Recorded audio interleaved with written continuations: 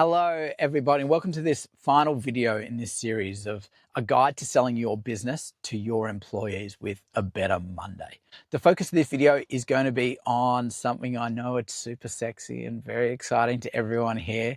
It is governance. A much maligned title within a business. A lot of the times it is I was joking how it was being sexy. Not a lot of people actually think of governance as something that can be empowering through a business. Employee ownership models, it is really important to ensure that everyone understands the governance and the role it plays, because ultimately it unpacks the role that you and they can play to drive the business forward. So the first rule that we like to apply is that to really sort of ensure that ownership is not management. Okay, in an employee-owned model, this is not only great for the existing managers who are working in the business, but also for the employees. Employees don't want to have to think about, look, they may have to make decisions that could negatively impact their colleagues working over there, or mean they don't invest in that particular that project over there run by another one of their friends. So we really need to help people understand that there is a clear delineation between the two and that there's some clear roles. So let's think about, like, what are those governance roles? Okay, we do need people to think like they need to be owners at a particular point in time. And there are multiple people that sits there. There's the retiring owners, there's a Better Monday, and there's the employee cooperative. They are the owners. There's the board. Okay, there's represented proportionally by the owners and the employee owner reps and potentially independent trustees. We've got the managers, which are the C-suite of the company, and they report to the board. And then we've got the employees, which includes all the employees.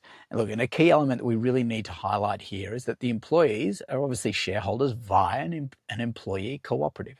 And so that is in a one person, one vote style scenario, and they do elect their employee owner representatives for the board, and they also do create these representative councils, which we're going to touch on shortly. But there's a challenge here. We're asking the employees to wear two hats. Okay, so on one end of the scale, we've got they needed to wear their owner hat, and the other side, they need to wear their employee hat or manager hat. And so this is part of that education we need to take people through.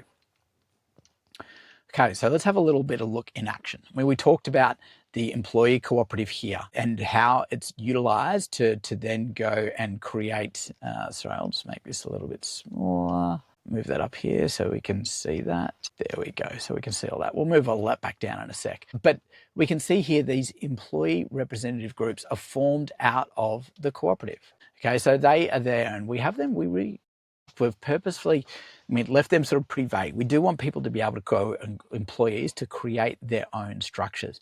But we do know that it's really important that these groups are looking after focused on three distinct areas. One is we're looking at the people. Second, we're looking at the customer, which involves sort of acquisition and customer success and all those fun things.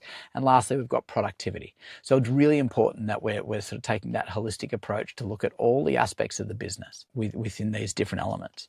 And from there, we know that these employees are at the heart of the governance strategy, of the structure, because they are the owners. The owners then control the board. The board then hires and fires the management team, and the management team are in charge of the employees. But all of these are informed by this employee ownership, these employee owner representative groups. And so these are a key part of the journey that people are going to be going on. Okay, so that was the introduction to our approach to governance, but also really want to thank you for joining us for this series and hope to speak to you all soon. Thank you. Bye.